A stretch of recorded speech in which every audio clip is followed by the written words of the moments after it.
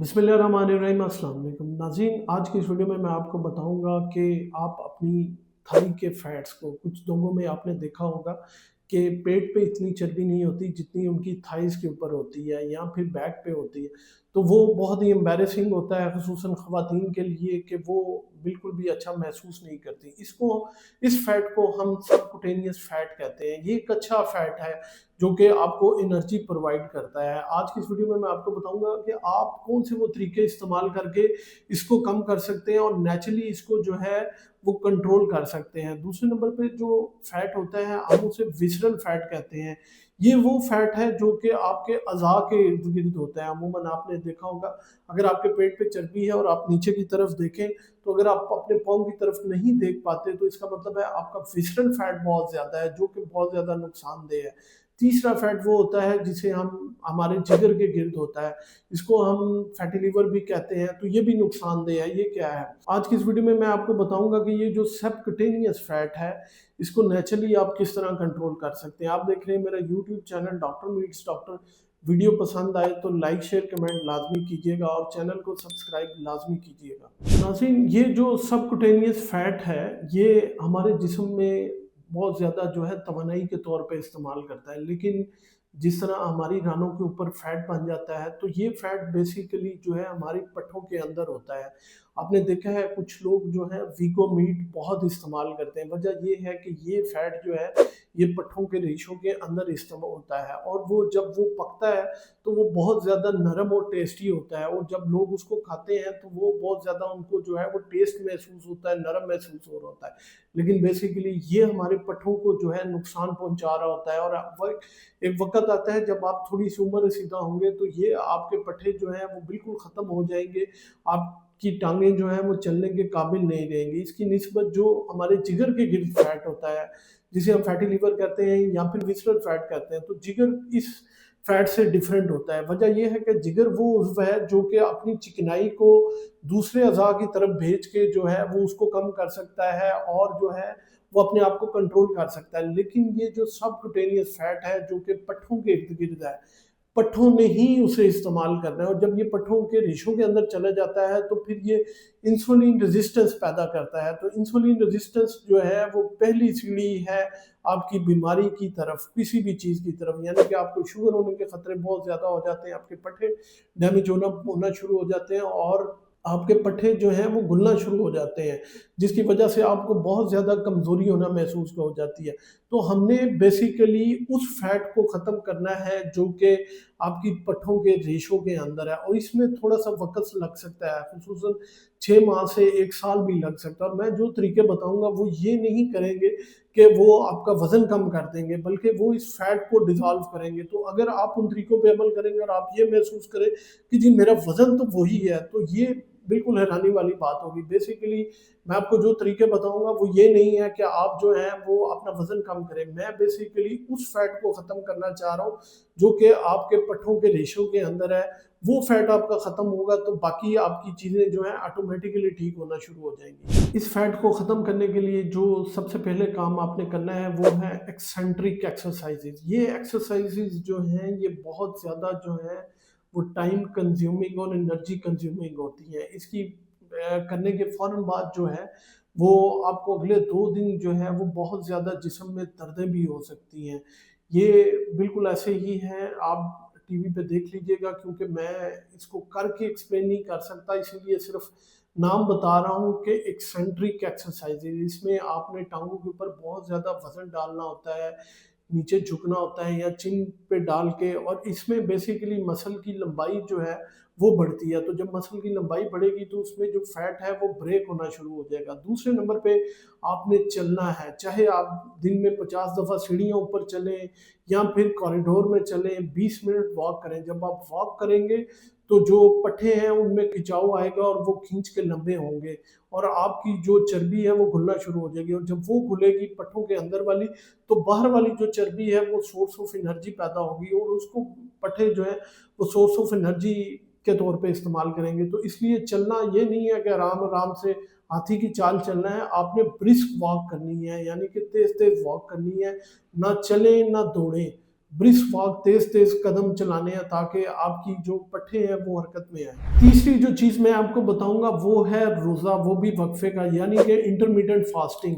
आप एक goal set कर लें कि मैंने डे में 2 खाने खाने हैं, या तो सुबह का नाश्ता करना है और रात का खाना है, या फिर दोपहर में खाना खाना है, दिन के 1 बजे खाना खाना है, और रात का खाना जो है वो आपने 4, 5 या 6 बजे खा लेना है। और उसके बाद आपने कुछ नहीं खाना, और उस खाने में आपने कार्ब्स की मिकदार जो है वो बहुत कम रखनी है।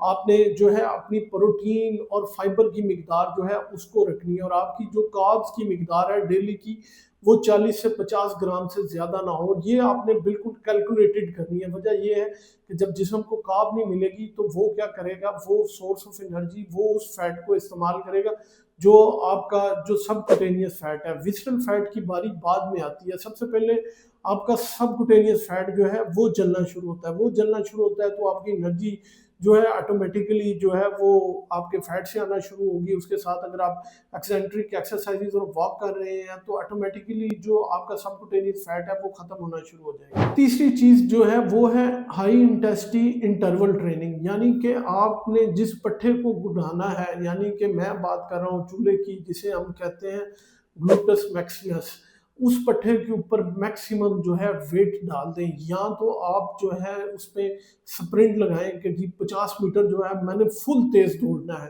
तो वो जो 50 मीटर है आप बहुत तेज दौड़ें और फिर उसके बाद थोड़ा सा स्लो हो जाए, या फिर आप अपनी टांगों पे बहुत ज़्यादा वजन डालना शुरू कर दें, जिसकी वजह से आपने जिम जा रहे हैं तो ये टांगों की बहुत ज़्यादा एक्सरसाइजेज हैं, जिसकी वजह से वक्ती तौर पे उस पट्टे पे बहुत ज़्यादा खिंचाव आ जाएगा और वो अपनी सोर्स ऑफ एनर्जी को बहुत ज़्यादा इस्तेमाल करेगा वो फैट को जो उसके इर्द गिर्द है, जिसकी वजह से आपका वो फैट जो है वो घुलना शुरू हो जाएगा। 5वें नंबर पे है खुराक, यानी कि डाइट।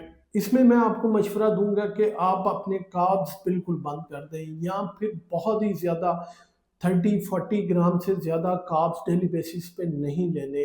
आप जो है इसमें जो है जौ की या ज्वार की रोटी इस्तेमाल करते हैं, जितना चाह रहे हैं आप सैलड इस्तेमाल करें, आप जो है रेड मीट इस्तेमाल करें, आप चिकन इस्तेमाल करें, आजकल फ़िश आई हुई है तो फ़िश का इस्तेमाल करें, और अपनी खुराक को जो है वो लिमिटेड कर लें। अगर आप चावल और मकई से या गंदम की रोटी से बच सकते हैं तो जितना हो सकता है 6 हफ्ते के लिए या फिर 3 माह के लिए जो है वो अपनी खुराक को चावल और गंदम से दूर ले जाए, और प्रॉपर जो है वो आप प्रोटीन डाइट पे चले जाएं। तो जब आप कीटोसिस में चले जाएंगे तो ऑटोमेटिकली जो आपका सबक्यूटेनियस फैट है वो खत्म होना शुरू हो जाएगा, और आपका जो आपका गोल है वो अचीव हो जाएगा। इसमें मैं कुछ आपको छठे नंबर पे कहूँगा, आप सप्लीमेंट्स मिलें, जिसमें जिसमें मैग्नीशियम के सप्लीमेंट्स बहुत ज़रूरी है, क्योंकि ये माइटोकॉन्ड्रिया को बहुत अच्छा जो है वो एनर्जी देते हैं। दूसरे नंबर पे आप विटामिन डी के सप्लीमेंट्स लाजमी लें, क्योंकि ये हमारे जिस्म में इन्फ्लेमेशन को जो है वो कंट्रोल करता है और आपकी कमजोरी को बहुत अच्छा दूर करेगा